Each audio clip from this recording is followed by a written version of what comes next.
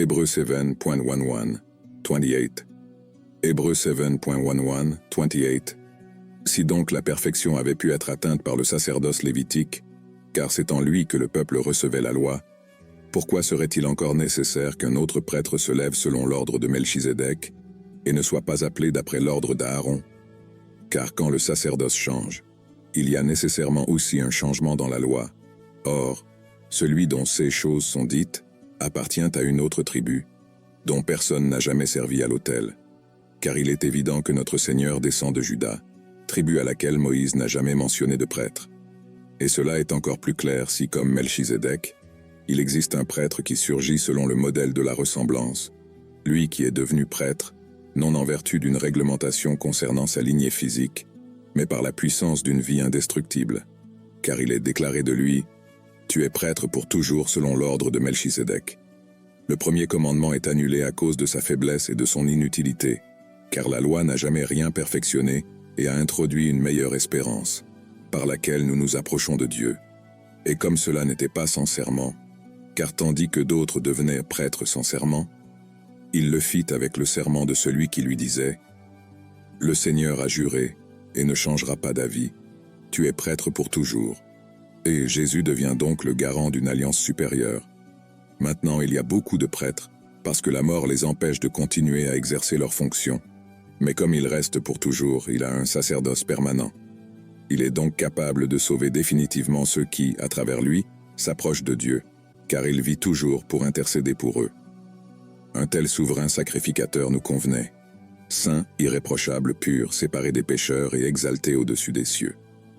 Contrairement aux autres grands prêtres, il n'a pas besoin d'offrir des sacrifices jour après jour, d'abord pour ses propres péchés puis pour ceux du peuple.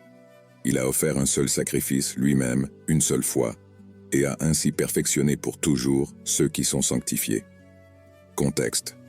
L'auteur de l'Épître aux Hébreux écrivait à une communauté de chrétiens juifs qui subissaient des pressions pour revenir au judaïsme traditionnel. Il soutenait que Jésus est l'accomplissement des promesses de l'Ancien Testament et qu'il est supérieur à tout ce qui l'a précédé, y compris le système de prêtrise lévitique. Commentaire. Ces versets peuvent être divisés en plusieurs parties pour une meilleure compréhension. Versets 11, 14. L'auteur commence par se demander pourquoi il serait nécessaire que Jésus soit prêtre selon l'ordre de Melchizedek et non selon l'ordre d'Aaron si le système lévitique était parfait.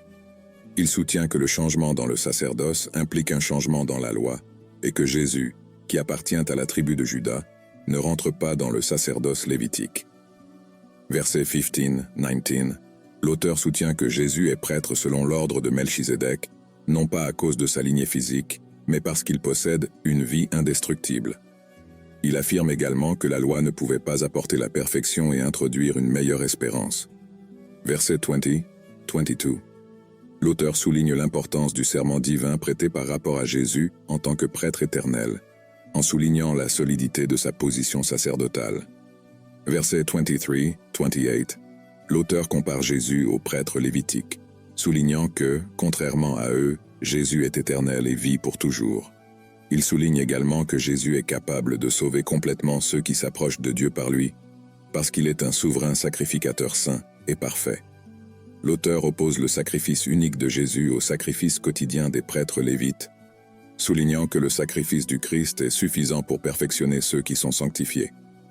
En résumé, Hébreux 7, 11, 28 souligne la supériorité du sacerdoce de Jésus sur le sacerdoce lévitique, affirmant qu'il est le souverain sacrificateur éternel, parfait et capable de sauver complètement ceux qui ont confiance en lui.